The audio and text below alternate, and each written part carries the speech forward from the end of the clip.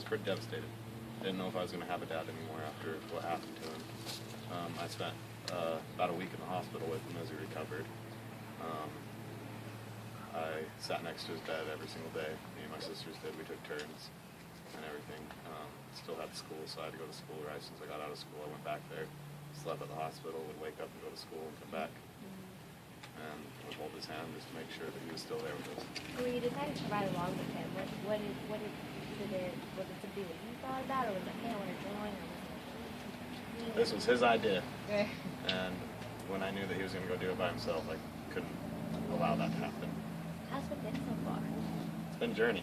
It's been one heck of a trip, and the people that we've met on the way have been wonderful. I mean, the firefighters across the nation have just been outstanding. I couldn't imagine any other people. They are my new family, and I will love them for the rest of my life. And going along with your dad throughout this whole deal, I mean, does it take a toll? How does it take a toll on you? Sometimes it's mentally stressful, but that's about it. I'm pretty physically fit, so I wasn't too worried about the ride on myself. If I had to, I'd put a rope around him and pull him if I really needed to. He hasn't let me yet, but I've tried. But you will if you need to, right? Oh, yes, I will. Great. So it seems like you guys aren't too far to the end. You got about, how's it looking like? We're about 3/4 of the way now, I have to say. It's every day, just day by day. You only go and play it, but day by day. You can't try to rush yourself. You can't think about what's going to happen a week above or nothing like that. Day by day. If you start thinking ahead, it starts putting the mental stress on you. So. Anything else you'd like to tell me about how it's been so far and doing this with your dad, seeing him and I see that? He's a true inspiration to everybody, I think. I mean, if it wasn't for him, I don't think a lot of people right now would be getting up off the couch that have any kind of disabilities going on. In my life, he's been always there for me. He's shown me love that I couldn't even explain or begin to fathom. As a kid, he started a lawn care business for me to keep me out of trouble, and he's been there by my side my whole life. I couldn't ask for anybody more. Yes, I do. I think it's my turn to give everything back to him. Well, I have the chance to. How old are you? 26. Well, thank you. So thank you too, hon.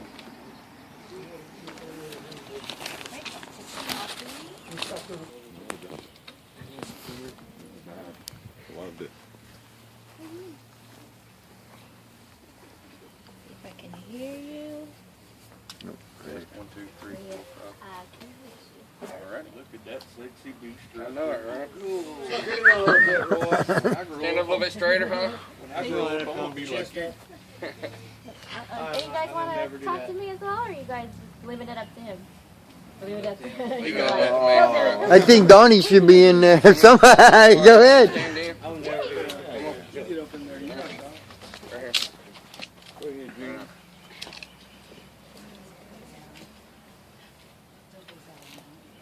Pick up your hat. I can't see your eyes. Yeah, now you sexy. There we go. I loved it. All right, so tell me your position here with the Roy Lowman, fire chief. So when you first heard about this, tell me how what you were thinking. Had you heard about this? I'd never heard about it. Marla Easton, captain, Roy City Fire Department. She contacted me. Actually, she contacted me Thursday. She tried to call me Thursday morning, their time, which was about that afternoon, our time.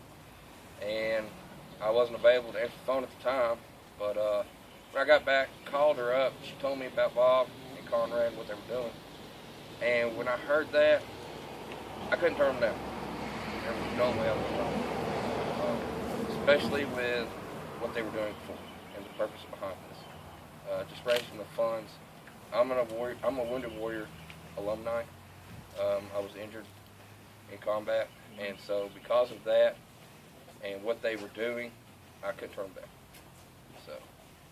But tell me, I don't think he stressed it enough how much the fire departments, not just here, but everywhere, have done so much for him. How does that make you feel when he's practically praising your work, your everyday work, your when you come in and out? How does that, you or your staff? When Captain Easton told me about the whole purpose behind this and everything else, she told me his website, I pulled it up, and I seen what he was doing. I watched basically every single video he's made along his trip.